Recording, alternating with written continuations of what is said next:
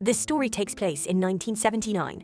In a city in the north of England, Nida, an ordinary sales assistant, wakes up and begins her day. She goes to work in a shoe store and spends most of her time helping customers find the perfect shoes for their needs. While Nida does everything she can to do her job well, her co-worker, Vicky, often pushes her around. During lunchtime, Vicky interrupts Nida's meal, making her tend to a creepy man named Keith Holligan. Nida doesn't want to attend to Keith's needs because she knows he's a guy rumored to have taken his wife's life. During checkout, Keith hits on Nida, trying to get her number, which ends in Nida feeling disgusted and imagining herself choking Keith. Further into the day, Nida gets interested in a rally outside their store. She goes outside and listens to Michael Smart, who is running for MP, rousing the crowd with his speech.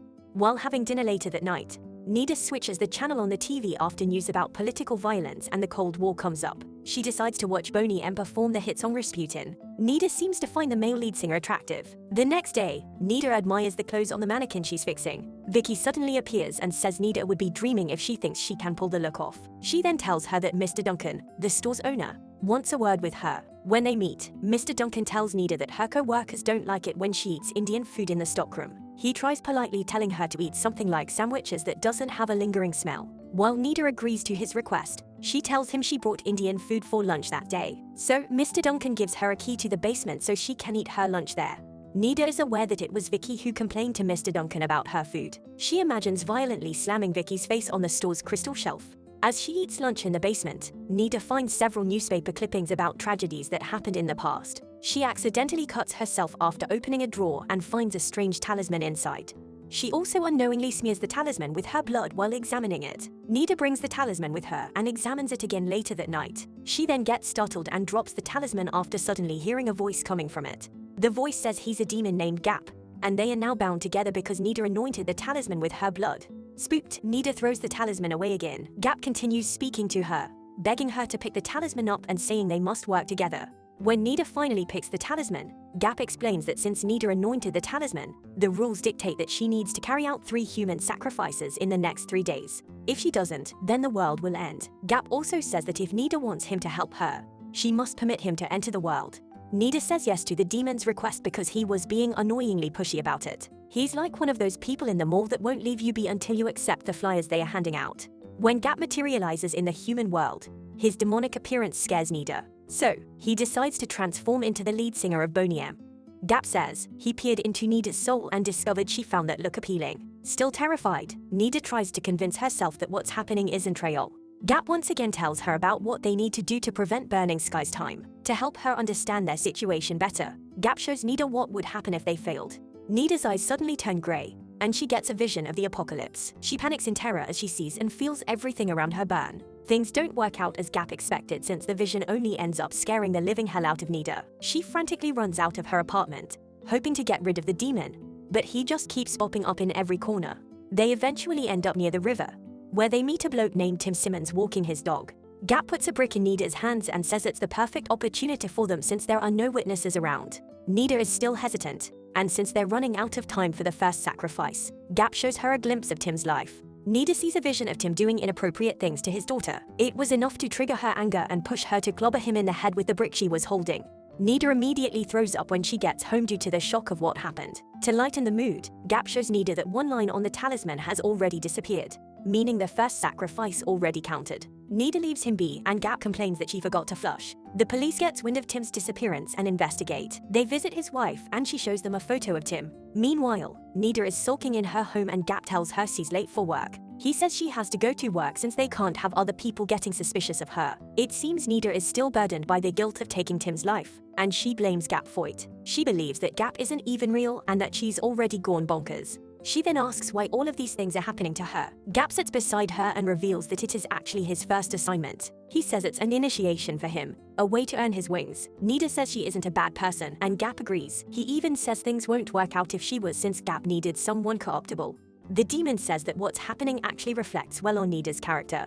Nida stands up to call the police and Gap tries to stop her. He reminds her again that if she goes to jail, she won't be able to deliver the sacrifices and the world is going to end. He tries to convince her that having the blood of 3 people on her hands will be worth it if she saves billions.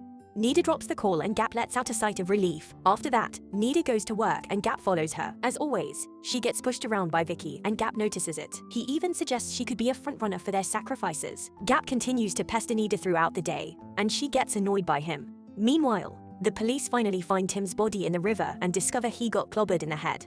Back at the shoe store, Gap shows a vision of Vicky's boyfriend to Nida, hoping it'll convince her to pick him as the next sacrifice. When Nida declines, Gap says she needs to pick one before midnight. While watching the news about the Cold War later that night, Gap tells Nida it's the apocalypse starting to take form. It convinces her to take action. She ends up picking a hammer as her weapon and goes to a local bar to drink some liquid courage for her task that night. After surveying the bar for a candidate, Nida locks eyes with Keith since she despised what he did. Nida picks him as the next sacrifice. She follows him to his house and he welcomes her, thinking she wants to make love with her. Keith even plays some music on the cassette player to set the mood. Not long after that, Keith sees that Nida is holding a hammer and immediately realizes she's there to end his life. Surprisingly, Keith surrenders to the idea. He believes that it was only a matter of time for him. He cries and says he wasn't a bad husband. Nida doesn't let him finish what he had to say and starts violently whacking him in the head with the hammer. As they're about to leave, they encounter Keith's brother and Nida gets forced to take his life too. When they get home later, Nida asks if Keith's brother was a bad person too, and Gap says he was ordinary. To lighten the mood again, Gap says Nida scored 2 sacrifices that night, which means it's all over. However, when he tries to show her the talisman, only one line got erased, confusing Gap. He calls his supervisor and learns that Keith doesn't count because he was one of them, a bad guy. After that, Nida discovers that Gap may have lied to her about their sacrifice selection process, which upsets her. She flips out on Gap, saying he has it easy since he doesn't have to do the killing and has nothing on the line for the entire thing. Gap then reveals that if they fail, he will be cast out into the void, doomed to spend eternity in a vacuum of infinite nothingness. Feeling bad for him, Nida reconsiders the task under the condition that they avoid someone totally innocent. She says they should avoid people like her, those that never wished anyone harm their whole life. Hearing this, Gap scoffs, implying that Nida doesn't realize she's lying to herself. He tells her that she could have never summoned him if she was beyond corruption. He then says there's no shame in it, and encourages her to think of people that pissed her off the most. When she goes back to work later, Nida menacingly watches Vicky. Gap suggests they should just lure her to the basement, clock her on the stairwell and make it look like she lost her step and fell. Vicky tells Nida to snap out of her daydreaming and take care of their customer. It's Tim's daughter who is in need of black shoes for her father's funeral. Realizing Nida's feeling guilty, Gap consoles her. He tells her that she actually saved the young girl from a lifetime of therapy and given her a much better life. Later, Mr. Duncan brings Michael Smart to the store for some shoes. He says he'll let his best attendant take care of him. Nida thought he was referring to her, but it turns out Vicky was who Mr. Duncan had in mind. She also gets scolded by Mr. Duncan for the mess that Vicky made in the store. While Vicky attends to Michael, Nida overhears them talking about her behind her back. It seems both of them don't like immigrants and Michael plans to do something about it when he gets elected. Nida gets angry and forces Gap to let her peek into Michael's future. She sees what Michael will do in the future and gets furious. Gap says that while they aren't one of them, the demons are a fan of Michael's work. Nida decides Michael will be their next sacrifice and Gap immediately protests since his superiors won't like it. He tries to convince her not to do it, but since Michael technically qualifies as a sacrifice, he isn't able to stop Nida. Vicky appears, saying that Michael wants a size 11. Nida angrily tells her to do it herself before storming out. Before she leaves the store, she puts on the clothes that she has always admired and Vicky told her she could never pull off wearing. Elsewhere, the police are working on the crime scene in Keith's house. After some investigation, they start to suspect Nida and pay an officer visits her house later. Nida lies about everything and makes the officer leave, which impresses Gap.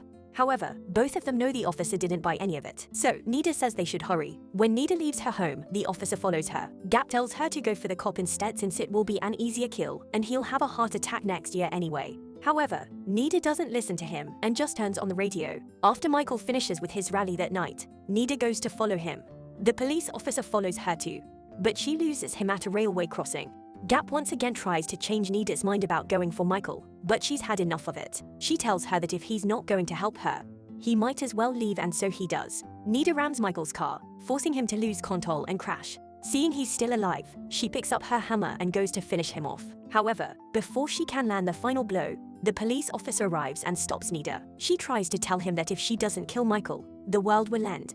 The officer doesn't believe her and just says they'll deal with it when that happens. Realizing she failed, Nida calls Gap and says she's sorry. The officer quickly takes the hammer from her hand and hugs her. Later at the police station, the police make it sound like everything that happened, including Gap, was all in Nida's mind. They even show her the talisman she was talking about, which turns out to be an ordinary domino piece. Nida then says she tried to stop the end of the world and that it won't be long now. She then whimpers as she looks at the clock, which is about to hit 12 midnight. Scared, she closes her eyes while sobbing, expecting the end of the world, but nothing happens. Outside the room, the police officer is sure that Nida has lost her mind. Suddenly, the sirens start wailing and everyone goes to check it out. While that happens, Gap appears, which someone makes Nida smile. She tells him she failed and he says his superiors are casting him out to eternal oblivion. In an unexpected turn of events, Gap asks Nida if she wants to come with him, and she happily agrees. They both hold hands and leave while the rest of the people watch nuclear Armageddon unfold before their eyes. I was not expecting this type of Black Mirror episode. It was definitely more horror than the usual type of Black Mirror that we're used to. What did you guys think? Subscribe for more videos like this. Turn on notifications and leave a like. It really helps the channel.